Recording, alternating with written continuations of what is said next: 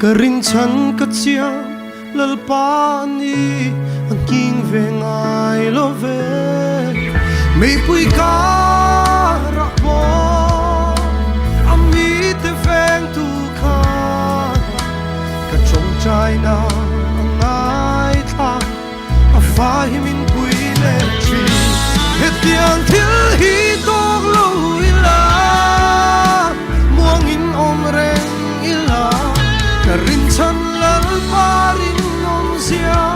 ka chiang ngai lo min ma ngai sia hi o ka chiang thar non le si min mai tua sia hi o ka chiang non le si van đuôi na anga kan ngai phô trin nat na te nge po hia kan rin ro pui zia min mu ti ra thin lung adam le thi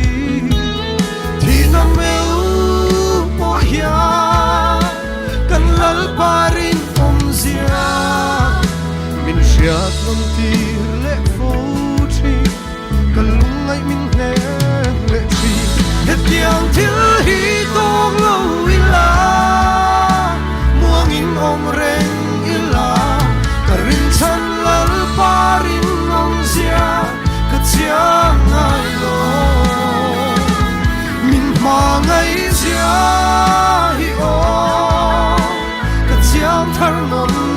le si min mai tua zia hi o ka chiang non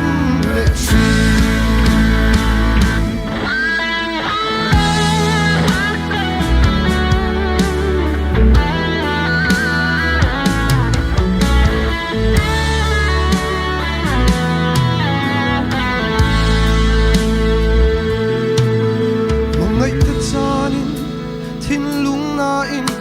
mit tui tama sela kalungai lo ve iswa kane anin min ngai tu tri so ba meu po kha atwar na mun na mo lal pa ring ka tan kha lal pa ka ring hello che het yang thil hi tok lo ila in om reng ila ka rin chan lal parin om zia ka chiang ngai lo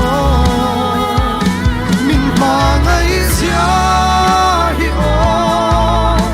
ka chiang thar non le chi min ngai tua zia hi o ka chiang non le chi het yang thil hi tok lo ila om reng ila ka rin chan lal parin om zia ka chiang ngai lo min ma ngai zia hi o ka chiang thar non le chi min ngai tua zia hi o ka chiang non le chi min ma ngai zia hi o ka chiang non le thi